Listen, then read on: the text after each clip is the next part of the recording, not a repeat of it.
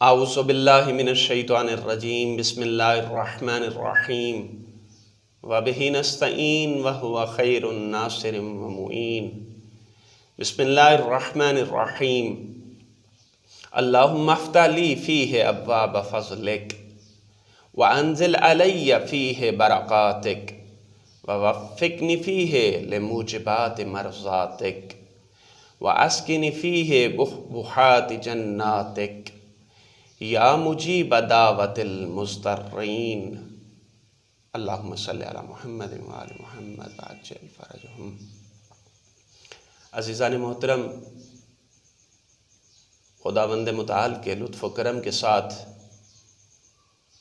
آج ماہ مبارک صیام کے 22ویں دن 22ویں دعا کی شرح کے ساتھ آپ کی خدمت میں حاضر ہیں۔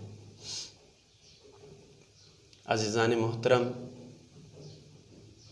آج جو رات آئے گی وہ شب قدر کی رات ہوگی۔ آپ لوگوں سے التماس ہے کہ شب قدر کی فضیلت اور عظمت کو پہچانتے ہوئے اس کے کسی بھی لمحے کو ضائع مت کیجیے گا، اس کے ایک ایک لمحے سے استفادہ کیجیے گا۔ ممکن ہے اگلے سال ہمیں شب قدر نصیب نہ ہو، اور جہاں آپ اپنے لیے دعا کریں گے، اپنے ملک کے لیے بھی دعا کیجئے، ملک پاکستان کے لیے، اپنے شہر کے لیے دعا کیجئے، اپنے رشتہ داروں کے لیے دعا کیجئے، اپنے ہمسایوں کے لیے دعا کیجئے، اور ہمیں بھی اپنی دعاؤں میں یاد رکھیے۔ آئیے بڑھتے ہیں دعا کی شرح کی طرف۔ دعا کا ثواب کیا ہے؟ روایت کے جملے ہے کہ جو شخص اس دعا کو پڑھے گا، خداوند متعال منکر نکیر اور سکرات موت کے مسئلے کو اس کے لیے آسان کر دے گا، اور اللہ تعالیٰ اسے ثابت قدم رکھے گا۔ آئیے اس دعا کے ساتھ کہ خداوند متعال منکر نکیر اور سکرات موت کے مسئلے کو ہمارے لیے آسان فرمائے اور ہمیں ثابت قدم لوگوں میں سے شمار فرمائے۔ ہم دعا کی شرح کی طرف بڑھتے ہیں۔ اللہم افتح لی فیہ ابواب فضلک، بار الہا تو اپنے فضل و کرم سے میرے اوپر دروازے کھول دے، تو اپنے فضل و کرم کے دروازے مجھ پر کھول دے۔ یعنی ہم آج کے دن دعا کر رہے ہیں، خداوندہ ہمیں اپنی عبادت پر بھروسہ نہیں، ہمیں اپنے اعمال پر بھروسہ نہیں، ہمیں نیک کاموں پر بھروسہ نہیں۔ اگر کسی چیز پر بھروسہ ہے تو وہ تیرا فضل و کرم ہے۔ فضل کہتے کسے ہیں؟ عزیزان محترم، فضل کے معنی زیادتی اور افزائش کے ہیں، اور اس کو دو قسموں میں استعمال کیا جاتا ہے۔ اس کی پہلی قسم ممدوح اور دوسری قسم مذموم ہے۔ جو قسم ممدوح ہے اس میں علم میں زیادتی، فضل میں زیادتی، کرم میں زیادتی، جود و سخا میں زیادتی، اور جو قسم مذموم ہے مثلا غیظ و غضب میں زیادتی، حتیٰ اس جگہ پر کہ جہاں غضب کرنا بھی ہو، اگر زیادتی ہو جائے تو وہ مذموم ہے۔ آئیے ہم قرآن کی آیت کا سہارا لیتے ہیں اور قرآن سے متمسک ہوتے ہیں۔ قرآن نے اس کو کیسے بیان کیا؟ بسم اللہ الرحمن الرحیم۔ لولا فضل اللہ علیکم ورحمتہ لکنتم من الخاسرین۔ اگر خداوند متعال کا لطف و کرم، خداوند متعال کا فضل و کرم ہم پر نہ ہو، یعنی خدا فرما رہا ہے اگر تم پر میرا فضل و کرم نہ ہو تو یقیناً تم خسارہ اٹھانے والوں میں سے ہو۔ عزیزان محترم، ہمیں اپنی کسی بھی چیز پر کوئی بھروسہ نہیں۔ اگر بھروسہ ہے تو خدا کے فضل و کرم پر ہے۔ یہی تو وجہ ہے کہ جب ہم دعائے قنوت پڑھتے ہیں تو اس میں کیا کہتے ہیں؟ وَلَا تُعَامِلْنَا عَدْلِكَ وَعَامِلْنَا بِفَضْلِكَ۔ خدایا ہمارے ساتھ اپنے فضل کے ساتھ معاملہ کرنا، کبھی بھی اپنے عدل کے ساتھ معاملہ نہ کرنا۔ یقیناً ہم سب جانتے ہیں کہ ہم گنہگار ہیں، معصیت کار ہیں، خطا کار ہیں۔ اگر خداوند متعال عدل کرنے پر آ جائے تو کوئی بھی چیز ہمیں جہنم سے نہیں بچا سکتی، اور اگر خداوند متعال فضل کرنے پہ آ جائے تو ہم جیسے گنہگار، معصیت کار، خطا کار، ہم جیسے عاصی بھی بخش دیے جائیں گے۔ عزیزان محترم، تاریخ میں ایک واقعہ بنی اسرائیل کا ملتا ہے کہ بنی اسرائیل میں ایک ایسا شخص تھا جو 70 سال سے عبادت کر رہا تھا۔ اللہ نے اس زمانے کے نبی کو وحی کی کہ جا اور اس شخص کو بتا کہ میں نے اپنے فضل و کرم سے تجھے جنت میں بھیجنے کا ارادہ کیا ہے۔ نبی خدا اس عابد شخص کے پاس گئے اور کہا تجھے خدا نے اپنے فضل و کرم سے جنت میں بھیجنے کا وعدہ کیا ہے۔ تو اس شخص نے پلٹ کر کہا اگر خدا مجھے اپنے فضل و کرم سے بھیج رہا ہے تو پھر میری 70 سال کی عبادت کا کیا ہوا؟ میری 70 سال کی عبادت کس کھاتے میں؟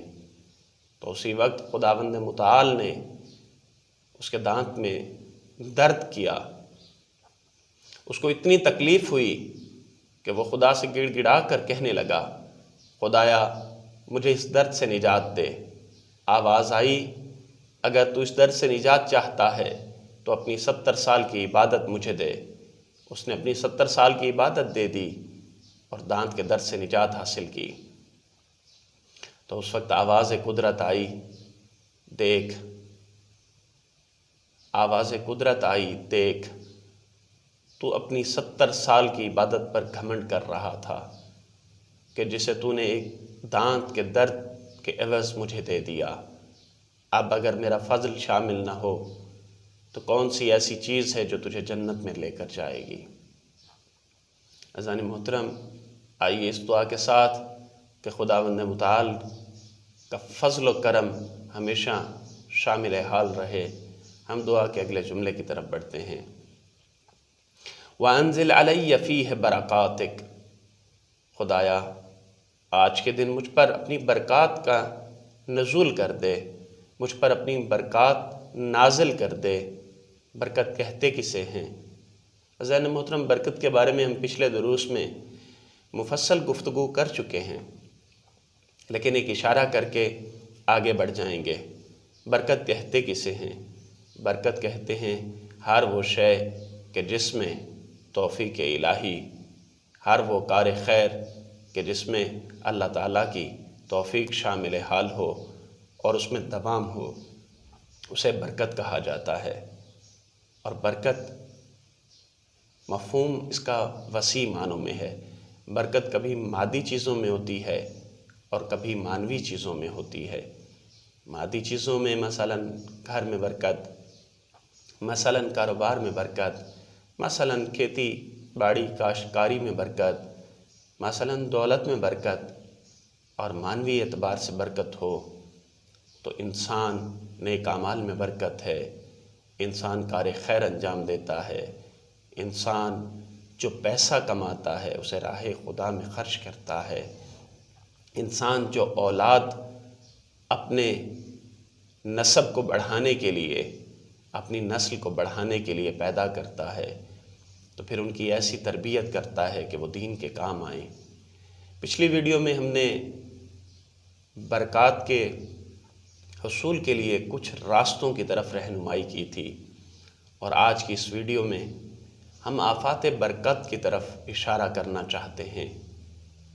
گالی دینا آفات برکت میں سے ہے، یہ ایسا فعل ہے جس کی وجہ سے برکت کم ہو جاتی ہے۔ امانت میں خیانت کرنا برکت میں کمی کا باعث ہوتا ہے۔ آل محمد اور محمد صلی اللہ علیہ وآلہ وسلم سے تمسک نہ کرنا، ان کو وسیلہ قرار نہ دینا برکت میں کمی کا باعث بنتا ہے۔ جھوٹ بولنا برکت میں کمی کا باعث بنتا ہے۔ امر بالمعروف اور نہی عن المنکر سے رک جانا یا ترک کر دینا برکت میں کمی کا باعث بنتا ہے۔ آئیے اس دعا کے ساتھ کہ خداوند متعال ہمیں ایسے کام کرنے کی توفیق عنایت فرمائے کہ جن کی وجہ سے ہمارے مادی امور میں بھی اور معنوی امور میں بھی برکت ہو۔ ہم دعا کے اگلے جملے کی طرف بڑھتے ہیں، وَوَفِّقْنِی فِیہ لِمُوجِبَاتِ مَرْضَاتِک، اور مجھے اپنی مرضی کے اسباب کی توفیق عنایت فرما دے۔ اسی کے ساتھ ملتا جلتا جملہ پچھلے دروس میں بیان ہو چکا ہے، خدایا مجھے اپنی مرضی کے اسباب کی توفیق عنایت فرما دے۔ ہم مولا علی علیہ السلام کی ایک حدیث کو نقل کر کے آگے بڑھنا چاہتے ہیں۔ مولا علی علیہ السلام فرماتے ہیں، التوفیق رحمہ، توفیق رحمت ہے۔ التوفیق راس السعادہ، توفیق ہر سعادت کا سر ہے۔ التوفیق راس النجاح، توفیق نجات کا سر ہے۔ آئیے بارگاہ خداوندی میں التماس کرتے ہیں کہ خداوند متعال ایسے اسباب ہمارے لیے مہیا فرمائے کہ جن کی وجہ سے اس کی توفیق شامل حال ہو جائے، اس کی مرضی شامل حال ہو جائے۔ ہم دعا کے اگلے جملے کی طرف بڑھتے ہیں، وَأَسْكِنِ فِيهِ بُحْبُحَاتِ جَنَّاتِكَ، اور مجھے اپنی جنت کے وسط میں سکونت عطا فرما۔ خدایا مجھے اپنی جنت کے سینٹر میں، وسط میں، مرکزی جگہ پر سکونت نصیب فرما۔ عزیزان محترم، مولا علی علیہ السلام فرماتے ہیں کہ انسان کے نفس کی قیمت جنت ہے۔ کبھی بھی اپنے نفس کو جنت سے کم پر مت بیچو۔ میرے ایک استاد کہ جن دنوں میں قم میں پڑھا کرتا تھا، آغا ابو القاسم زادے، مجھے ادبیات پڑھایا کرتے تھے۔ ایک مرتبہ درس کے دوران انہوں نے بہت بڑا جملہ کہا، میں نے اس کو اپنی ڈائری پہ لکھ لیا۔ انہوں نے فرمایا، گناہ یعنی خدا فروشی، یعنی گناہ کرنا یعنی خدا کو بیچ دینا۔ بڑا عجیب جملہ تھا میرے لیے۔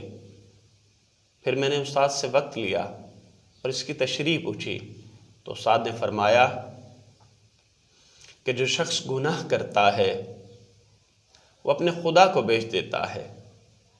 کہ جو شخص گناہ کرتا ہے وہ محضر خدا سے خارج ہو جاتا ہے۔ کہ جو شخص گناہ کرتا ہے وہ اپنے آپ کو خدا سے خارج سمجھتا ہے، جبکہ اس کے برعکس بات ہے۔ نہ تو انسان محضر خدا سے خارج ہو سکتا ہے، نہ تو خدا کی بارگاہ سے نکل سکتا ہے۔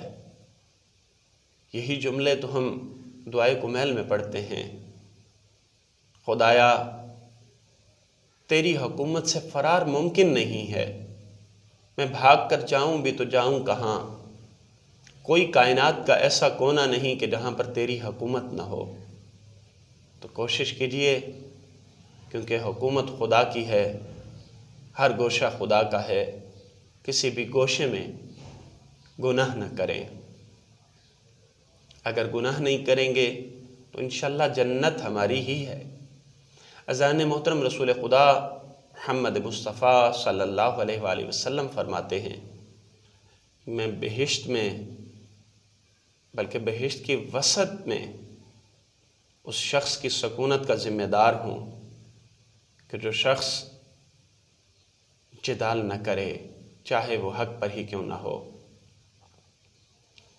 وہ شخص کہ جو جھوٹ کو ترک کر دے، اگرچہ مذاق میں ہی کیوں نہ ہو، اور وہ شخص جو اپنے اخلاق کو اچھا کر لے۔